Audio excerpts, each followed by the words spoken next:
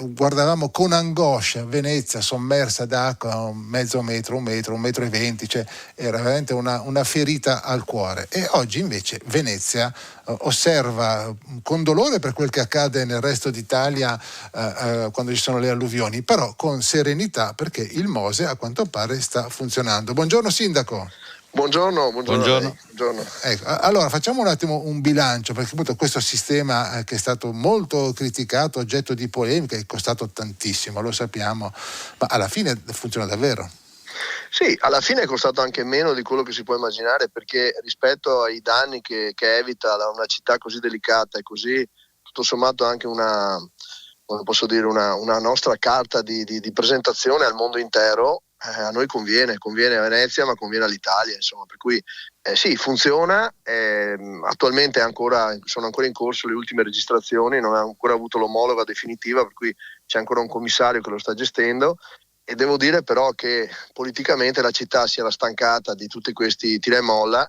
Abbiamo proprio fortemente, per una questione proprio sociale, abbiamo detto adesso si fa, e quando abbiamo puntato i pugni sul tavolo la cosa ci siamo riusciti ad alzarlo, perché sto territorio di chi ha sempre i dubbi, viviamo di dubbi, c'è gente che vive tutti i giorni di dubbi, è intelligente avere i dubbi, ma poi dopo i dubbi bisogna risolverli. La scienza, la tecnica, le università, gli studi ci devono far dire che dobbiamo credere negli scienziati, negli ingegneri, eccetera. A Venezia ha funzionato, insomma, funziona. Ecco, ma non funziona soltanto a Venezia, perché io sono rimasto colpito, io non vivo a Venezia, però mi è capitato di vedere una notizia per cui a Mestre, che subiva a sua volta il problema dell'acqua alta, delle alluvioni, oggi questo problema non c'è più. Perché cosa avete fatto per risolvere anche il problema di Mestre? È successo che durante il Covid, no, tutti erano a casa spaventati di morire, eccetera, eccetera. Io intanto ho scavato una gigantesca buca a Mestre, ho fatto una grande vasca, si chiama vasca di laminazione, tutta gettata in cemento, totalmente sottoterra perché non si vede, e riempie le acque quando arrivano queste grandi bombe d'acqua, ormai tutta Italia l'avete visto, e chiaramente i tubi che sono stati passati in tempo non erano dimensionati per quel tipo di precipitazioni. Oggi le precipitazioni sono intense, e avete visto perché arrivano queste maree d'acqua, ormai succede dappertutto. Queste casse di laminazione riempiono le acque, perché cosa succede? Tracimano i tombini, si mescola la fognatura a quel punto là con l'acqua piovana di prima pioggia, l'acqua anche inquinata, e arrivava nelle case, nei sotterranei dove ci sono i garage, eccetera. Adesso quest'acqua va in questa grande vasca, che poi viene rilasciata con delle pompe successivamente a quei mezz'ora, 2 ore di panico, viene raccolta lì e poi va mandata con delle grandissime pompe a un depuratore, viene depurata e pulita e rilasciata successivamente. Si chiama laminazione delle acque, cioè laminarle, cioè vuol dire. E poi abbiamo fatto tanti bacini di invaso, un po' dappertutto. Adesso stiamo facendone un'altra gigantesca a nord di Mestre per prendere un'altra parte di città, e abbiamo messo in sicurezza la città. Ha funzionato benissimo. E insieme a questo, insieme alla regione, ai consorzi di bonifica, stiamo lavorando anche lì in silenzio, ma li abbiamo fatti. Mi piacerebbe, adesso siamo per radio, ma ve li descrivo rapidamente. Sono praticamente delle aree che noi andiamo a scavare, aree agricole, che diventano lagunari, lacustre, perché poi nasce il canneto, eccetera, che sono sempre asciutte, per cui ci possono andare gli uccelli, diventano osi davvero naturalistiche, e quando c'è la piena del canale che arriva c'è una chiusa che devia le acque in questa laminazione, e poi vengono rilasciate sempre sullo stesso canale, però con un tubo più piccolo, perché viene trattenuto l'onda di marea, per capirci, l'onda di piena. Facendone tante lungo gli alvei dei canali, non solo dei fiumi ma anche dei canali, noi riusciamo a rallentare questa piena che poi distrugge le città, come abbiamo visto. Insomma, questo è quello che abbiamo già fatto da noi, e quando lei vorrà le farò fare un giro, perché lei so che è un amante di queste cose, perché mi fa piacere raccontare. No, veramente complimenti, che fa piacere sentire queste buone notizie. Infatti, Sindaco, lei ha detto secondo me 2 frasi importantissime. La prima, i dubbi bisogna risolverli, e la seconda, in silenzio ma li abbiamo fatti. Per cui questo significa che si può fare, si può costruire, si può realizzare, e superare scusi, le colpe della burocrazia, dei ricorsi, il fatto che sia difficile oggi coordinarsi quando occorre allineare comune, regione, Stato. Queste cose, voi ce l'avete fatta, insomma. Bravissimo, era proprio quello che stavo dicendo. Difatti, se vede, ho citato i consorzi di bonifica, la regione, ma anche il magistrato alle acque. Io cerco di mettere, la politica deve fare in modo di mettere insieme tutte queste autorità, ce ne sono tantissime in Italia, diciamoci la verità, un po' troppe, ma per adesso è questo, finché non facciamo delle riforme e semplifichiamo queste robe. Nel frattempo la politica deve sedere tutti al tavolo, farli diventare tutti degli eroi, sono tutti bravi perché vogliono fare le interviste, vogliono dire quanto sono stati bravi, e noi dobbiamo applaudire, dire bravo questo, bravo il presidente, bravo il direttore, in maniera tale che si fa in azienda normalmente, chi mi sta ascoltando, che ha un'azienda, che ha un'organizzazione, sa che devi valorizzare gli uomini, tutti, dal più umile al più bravo. Se noi facciamo una cosa corale, dove non c'è un eroe, dove non c'è, è un gioco di squadra, dove tutti vincono, nessuno deve perdere, nessuno è l'incapace. Se facciamo così, riusciamo, chiaramente lo puoi fare con chi? Con chi ha quella predisposizione a capire che oggi non c'è più tempo di fare parole, bisogna fare fatti. Le parole, io lo sa, io non do interviste quasi a nessuno, ho risposto a lei perché so che è una trasmissione seria che vuole dare un minimo di informazione agli utenti per dire che cosa si può fare dappertutto. Ecco, siamo a disposizione perché c'è tantissima gente brava nella pubblica amministrazione, in tutti questi, c'è gente che si impegna davvero, è che purtroppo siamo un po' scordinati perché abbiamo troppe autorità, abbiamo costruito negli anni, siccome non ci fidiamo mai di nessuno, abbiamo una garanzia sulla garanzia della garanzia e tutte queste garanzie però bloccano e quando devi intervenire devi farlo in fretta, non abbiamo tempi da aspettare. Ecco, penso che questa sia una e anche il suo modo di porsi, allora fai una comunicazione che poi le persone possono liberamente scegliere la strada da fare, se restare nei dubbi, nelle opposizioni, o se invece sceglie di scendere in campo e dare il proprio contributo, dire qua la cosa non va, qua bisogna però ci metto anch'io del mio. Certo. E allora l'Italia diventerà migliore. Ecco, ma scusi, lei è in contatto con i suoi colleghi sindaci di altre grandi città, che suggerimento darebbe a loro? Perché alla fine io immagino ai nostri ascoltatori che sono in qualunque altra regione italiana, vorrei essere come Venezia, no? Fondamentalmente. No, sì, guarda, io do i consigli. Allora, l'altro giorno ero a Pistoia perché avevo il basket, perché ero andato a Pistoia a giocare, abbiamo anche perso. E mi è venuto il sindaco a presentarsi, era appena successo un dramma da loro, gli ho dato tutte le mie, come posso dire, vicinanze, perché capisco bene cosa vuol dire per le persone che perdono, perdi tutto, ma l'acqua è qualcosa di devastante. E gli ho detto, guarda sindaco, pensa addirittura che da voi è acqua dolce col fango, è tremendo, ma da noi è addirittura salata, perché proprio butti via tutto.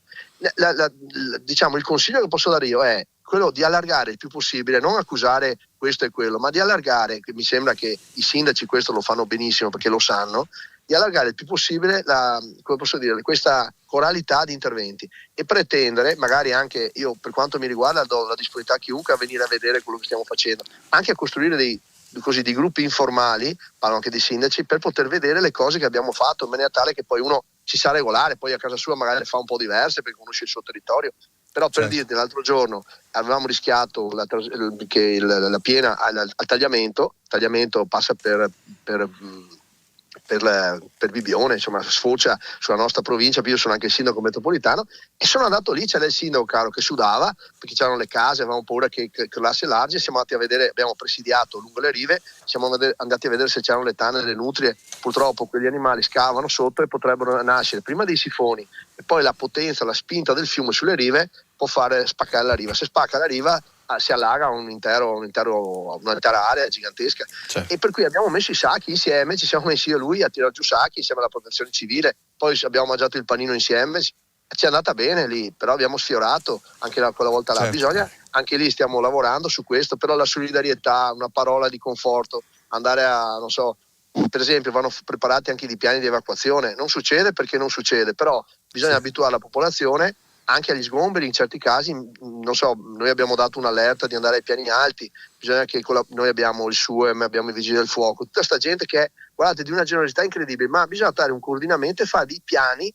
prima che succeda, non deve succedere, ma bisogna abituarsi a reagire immediatamente con molta velocità, per cui di sistemi di allarme, anche via SMS, noi abbiamo le sirene, bisogna sistemare delle situazioni, sapere che la gente, fare anche delle prove generali, nel dubbio, nel frattempo che risolviamo i problemi tecnici, e non si fanno mai da oggi a domani, bisogna che anche la popolazione, quella che ha sugli spazi più bassi, dove ci possa essere rischio di frane, rischio di crolli, ecco, devono essere segnalate tutte queste rischi, fare una mappa, fare in modo che si facciano intervenire anche le imprese, le aziende, i contadini, quelli che poi sanno come operare, tutte le associazioni venatorie anche, cioè certo. Tutte le persone che la natura la vivono tutti i giorni, certo. Insieme noi avremo da questi problemi avremo delle opportunità. Io sono convinto, perché lasceremo ai nostri bambini un futuro migliore e più sicuro, e bisogna farlo insieme. E questo è fondamentale, quindi è questione di mentalità, abbiamo capito, è questione di capacità decisionali, però poi arriviamo al dunque, ma è anche questione di soldi, cioè c'è la possibilità di fare tutto questo e di finanziarlo. Ma guardi, non costa tantissimo, cioè se lei invece che fare atti di imperio, di prepotenza, ho citato i contadini prima non a caso, i proprietari delle terre, anche loro sono interessati, si tratta di spiegare alle persone con molta trasparenza quali possono essere i rischi, bisogna essere sinceri nelle cose. Allora se tu racconti le cose alle persone, allora riesci anche, noi abbiamo fatto un parco, l'altro giorno abbiamo approvato un parco lungo un fiume. Chiaramente il parco lungo il fiume sembra bello perché sono gli alberi, ma oltre a questo noi faremo il disinquinamento del fiume, perché bisogna anche collegare tutti gli scarichi delle case, i depuratori, alle fognature, eccetera. Ma questo raccontando alle persone. Sa quanto è costato, parlando di soldi, questo parco al comune? Zero, perché quelle aree sono state date dai privati gratuitamente al comune, è un esproprio a zero, perché avevano delle possibilità di cubature edificatorie che abbiamo spostato in altre zone già compromesse, già interne, facendo in maniera trasparente e senza cementificare niente in più, se non, anzi abbiamo tolto cubatura di quella che era prevista dalle precedenti amministrazioni, dai precedenti piani, quando si calcolava di avere ulteriori sviluppi. Per cui si può arrivare, però devi farlo assieme al privato. Poi se c'è bisogno, c'è quello testone che non vuol fare, allora c'è l'esproprio, ma sono cose minime. Per quanto mi riguarda, io fino adesso, dopo 8 anni in sindaco, non ho mai fatto un esproprio, perché vado a parlare con la gente, gli spiego, se mi dice non scavare qua, scava là che mi dà meno fastidio, non è un problema, tanto io devo fare una buca, devo fare un sistema di sicurezza, va bene anche per casa tua, no? E allora con questa logica di discussione, mi creda, costa pochissimo, e poi i soldi, ci sono anche il PNR, ci sono un sacco di si chiama concertazione, certo. Si chiama concertazione. Sindaco, un'ultima domanda, e la ringraziamo per il tempo che ci ha dedicato. Gli ascoltatori ci dicono: ma questi piani di emergenza comunale funzionano o no? Sì, si tratta di passare, è un problema di cultura. Guardi, io sono stato, adesso purtroppo cito Israele, non è un buon momento, visto che, però io con loro ho avuto sempre molti contatti, perché andavo a vedere i sistemi, loro hanno dei sistemi antimissile che sono istantanei per bloccare. Io sono andato a vedere quei sistemi per applicarli in altro luogo, no? Appunto per riuscire ad anticipare e ad avvisare la popolazione. Però è un problema, oltre che di tecnica, anche di cultura. Dobbiamo immaginare che in questi giorni, in questi tempi, in questi anni e nei prossimi anni sempre di più, dobbiamo cambiare la nostra cultura. La nostra sicurezza dipende anche da noi e da quanto noi tutti, i bambini in primis, vengono educati al rispetto delle norme, delle regole, andare in bicicletta su una pista ciclabile, dobbiamo stare a destra, i bambini mettono il caschetto, tante cose che però non è facile dirle, ma farle entrare nella vita quotidiana delle famiglie è più difficile, ci vorrà più tempo, bisogna avere pazienza, invitare a questo anche a dare una mano agli insegnanti, spiegare agli insegnanti questo, perché molti, nelle scuole spesso non viene fatto questo tipo, ma non sto dando colpa a nessuno, ma vanno aggiornati piani probabilmente ministeriali di educazione, fare in modo che ci siano, appunto, vengano raccontati questi piani che vengono costruiti insieme con la popolazione, vengono raccontati fin dai bambini. Bisogna creare una nuova cultura, ci vuole tempo. Certo. Ci vuole tempo, sì. Sindaco Brugnaro, grazie per il tempo che ci ha dedicato, è stata veramente una testimonianza molto interessante. Grazie. Un piacere averla sentita, grazie a tutti, buona giornata. Altrettanto.